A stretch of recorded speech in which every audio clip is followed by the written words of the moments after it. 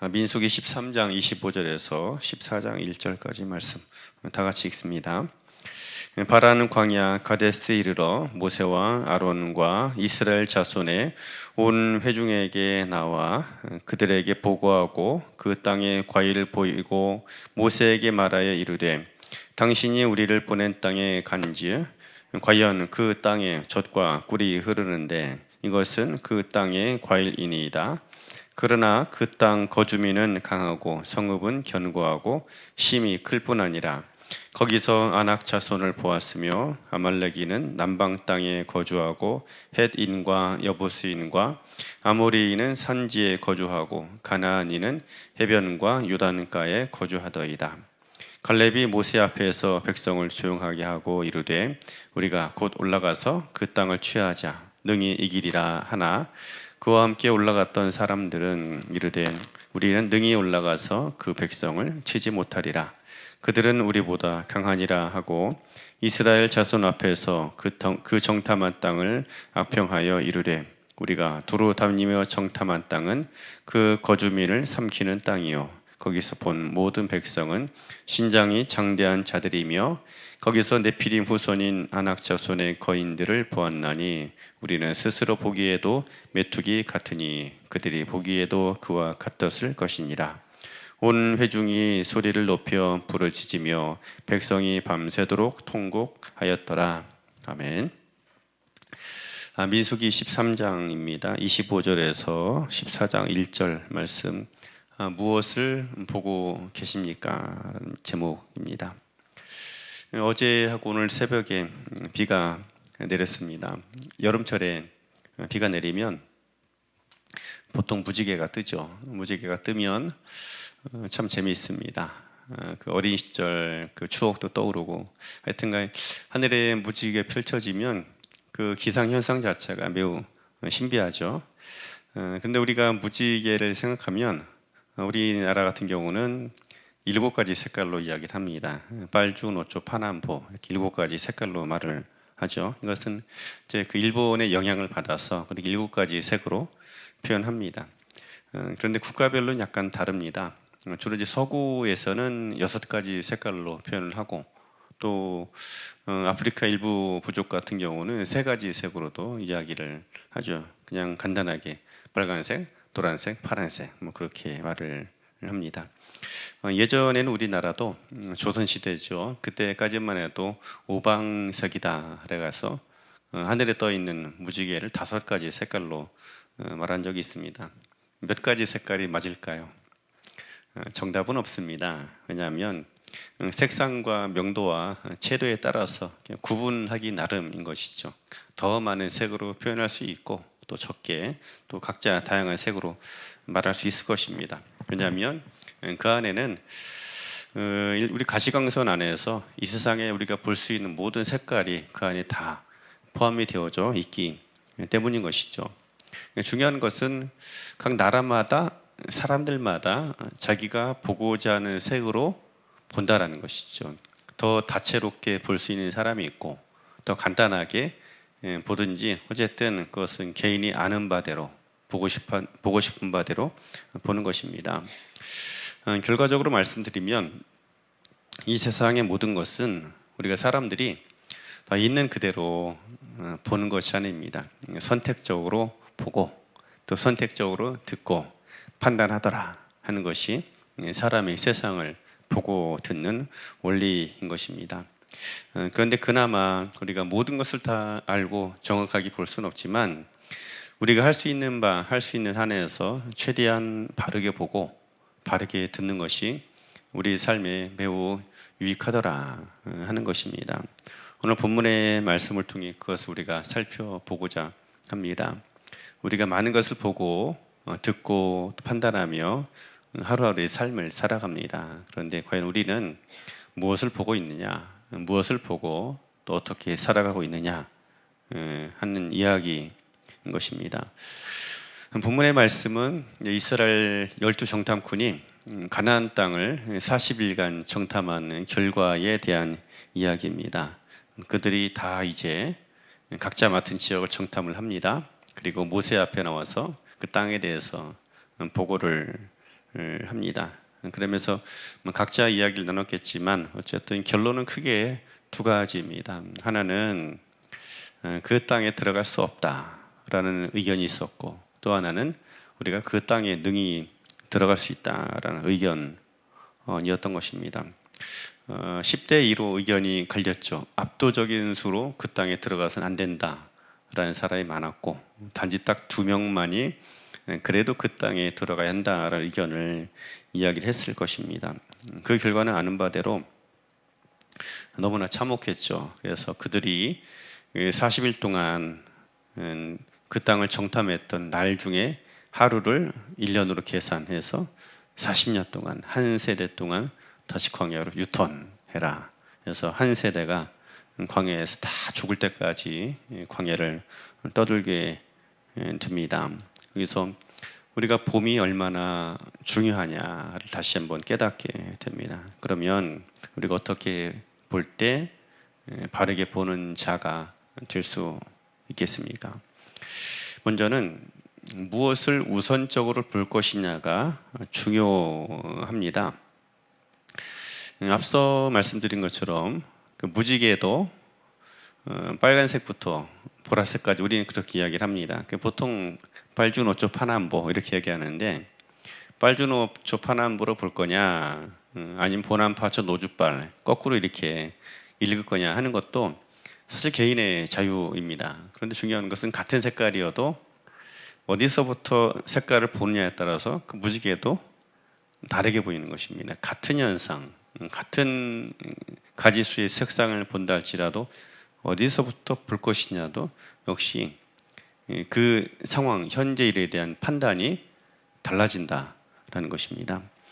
가나안 땅에는 두 가지 일이, 두 가지 역사가 가나안 안에 있었습니다. 하나는 그 땅에 있는 풍경입니다. 그 땅에 있는 성읍이 얼마나 크고 그 가나안 땅을 차지하고 있는 사람들의 크기는 얼마하고, 어쨌든 그 땅의 형태에 대한 보고가 있습니다. 또 하나는 그 땅에 대한 하나님의 계획과 청사진이 있다는 것입니다. 그것 상황은 이러이러한데 어쨌든 하나님께서 가지고 계신 설계도, 하나님이 가지고 계신 청사진은 이러이러하다라는 것입니다. 그래서 그들이 두 가지를 본 거죠. 하나는 그 땅이 성읍이 굉장히 크더라. 또 거기에 살아가던 사람들은 아주 거대한 거인의 후손답게 아주 기골이 장대하고 신장이 매우 커서 우리가 스스로 보기에도 메뚜기 같더라. 그런 판단을 합니다. 그리고 또 하나는 과연 거기서 하나님께서 일을 행하실 것인가에 대한 것이죠. 그래서 들어간 사람들은 모두 다 12명, 평가는 달랐지만 두 가지를 보았습니다. 하나는 그 땅의 현재 상황을 보았고, 또 하나는 그 땅에 대한 하나님의 계획을 알고 들어간 것입니다. 그래서 어쨌든 모두가 다 12명이 둘 다를 다 알고 있었습니다. 그런데 갈렙과 여호수아, 나머지 10명의 사람들 무엇이 달랐을까요? 무엇을 먼저 볼 것이냐가 다른 것입니다. 하나님의 계획과 하나님을 보고 가나안을 바라보는 것이 있고, 가나안 땅을 먼저 보고 그 다음에 하나님의 계획을, 하나님을 보는 것이 있습니다. 우리도 똑같습니다. 우리가 하루를 살아가고 한 달을 살아감에 있어서 똑같아요. 눈앞에 펼쳐진 풍경이 있고 우리에게 다가오는 사건이 있습니다. 아니면 우리가 또 가야 하는 길이 있습니다. 주변 환경은 똑같아요. 그 하나가 있고 그 하루를 향하고 한 달, 1년을 향하신 하나님의 계획이 있는 것입니다. 이건 믿음이 좋은 사람이냐, 믿음이 좀 약한 사람이냐, 눈이 좀 더 밝으냐, 약간 어두우냐, 상관없이 둘 다 보이는 겁니다. 중요한 것은 무엇을 먼저 볼 거냐 하는 것이 중요한 것입니다. 가나안의 형편과 상황을 살피는 것은 매우 중요합니다. 근데 그보다 먼저 보아야 될 것이 있는데, 하나님의 계획과 일하시는 하나님을 보는 것이 먼저 중요합니다. 가나안의 환경과 그 사는 사람들을 바라보면 놀랍게도 내가 초라해 보이고, 더 놀라운 것은 하나님도 초라해 보입니다. 안 될 것 같아 보이는 것이죠. 그러나 하나님과 그분의 계획을 먼저 보고 가나안 땅을 바라보면 다르게 보입니다. 오히려 그 가나안 땅에 사는 거민들이 초라해 보이고 문제가 작아져 보이는 것이죠. 누가 결국 그 땅을 차지할 수 있고 그 땅에서 하나님의 계획을 이루어갈 수 있겠습니까? 하나님의 계획과 하나님을 먼저 보는 자가 그 일을 이루어갈 수 있는 것입니다. 우리가 무엇을 보느냐 때 특별히 무엇을 먼저 볼 것이냐가 그래서 중요한 것입니다. 우리 개인의 삶은 누가 그냥 주목할 필요도 없고 또 아니면 너무나 사소하고 어떻게 보면 초라한 삶이라서 누가 기억할 만한 것처럼 느껴지지 않을 수도 있습니다. 하지만 우리 개인의 삶, 하루를 살아도 그 안에는 분명 하나님의 계획이 있고 또 이루실 하나님의 사건들이 있다라는 것입니다. 그러면 우리가 이 하루의 삶에 있어서 한 주간의 삶에 있어서 무엇을 먼저 보아야 하겠습니까? 눈에 보이는 풍경도 매우 중요하고 바르게 판단하는 것도 매우 중요합니다. 그런데 그보다 먼저 더 중요한 것, 하나님의 계획과 하나님의 의지, 하나님을 먼저 볼 수 있어야 합니다. 그래야 할 때 우리가 초라해 보이지 않고 오히려 세상이 초라해 보이고 세상을 능히 이기는 하나님의 자녀들이 될 수 있는 것입니다. 바라기는 오늘 하루를 살아가고 또 내일도 살아가고 한 달을 살아감에 있어서 우리에게 펼쳐지는 풍경은 여전할 것입니다. 근데 그 가운데서 하나님의 계획과 그분의 뜻을 먼저 볼 줄 아는 그런 지혜가 있기를 예수님 이름으로 축복합니다. 그리고 두 번째로는 현재냐 가능성이냐를 또 보아야 합니다. 현재의 어떤 상황도 중요하고 그 다음에 앞으로 이루어지고 펼쳐질 상황을 살펴보아야 합니다. 우리가 읽은 본문은 아니지만 14장 9절에 보면 갈렙이 나서서 아주 지혜로운 말을 합니다. 14장 9절에 보니까 그들의 보호자는 이미 떠났다. 그러나 하나님은 우리와 함께 하시더라 하는 것이죠. 말하자면 이런 얘기예요. 그들은 이미 무너지기 시작했다라는 것입니다. 실제로 가나안 땅은 외침이 매우 잦았던 그런 땅입니다.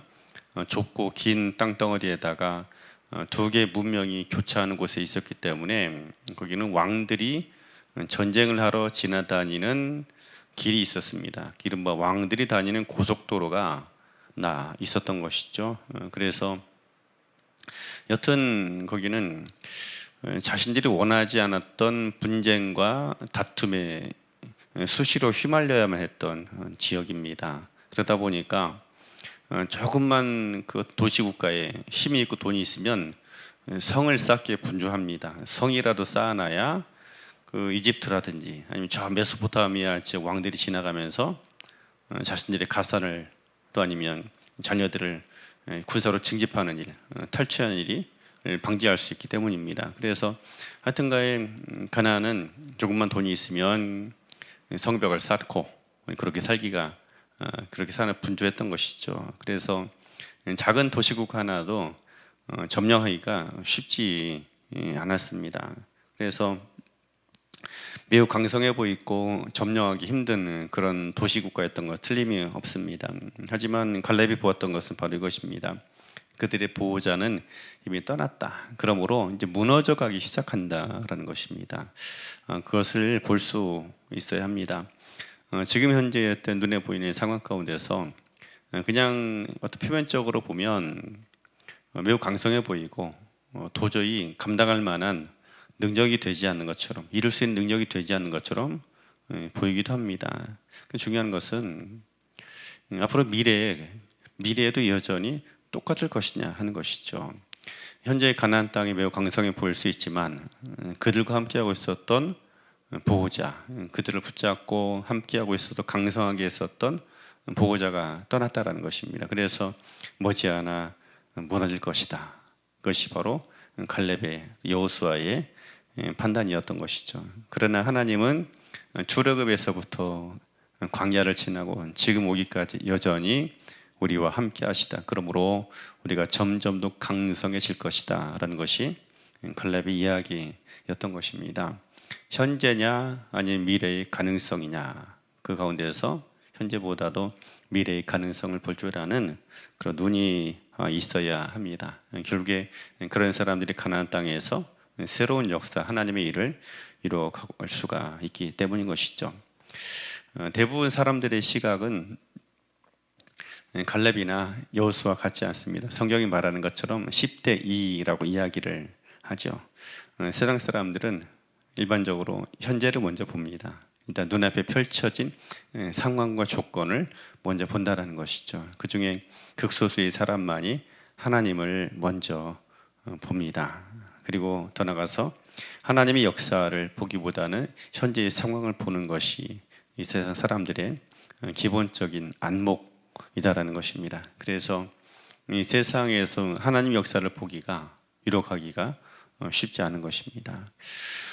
우리들 같은 경우 무엇보다 눈이 더 밝은 그런 사람이 되어야 합니다. 똑같은 풍경, 오늘 이 하루 가운데 나에게 다가오고 펼쳐지는 많은 일들이 분명히 있을 것인데 또 그것만이 아니라 하나님의 계획도 분명히 있는 것이죠. 그래서 하나님의 계획을 먼저 볼 수 있어야 합니다. 그런 사람이 조금 더 담대하고 또 능력 있게 문제를 대하고 하루를 잘 살아갈 수 있기 때문인 것입니다.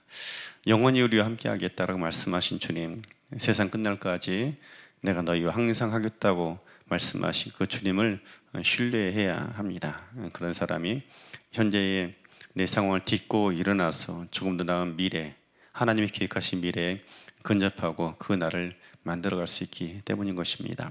오늘 이 하루 하나님을 먼저 바라볼 수 있는 사람, 또 하나님의 가능성을 먼저 바라보고 그 가능성에 눈뜨는 그런 한 날이 되어지길 주의 이름으로 축원합니다.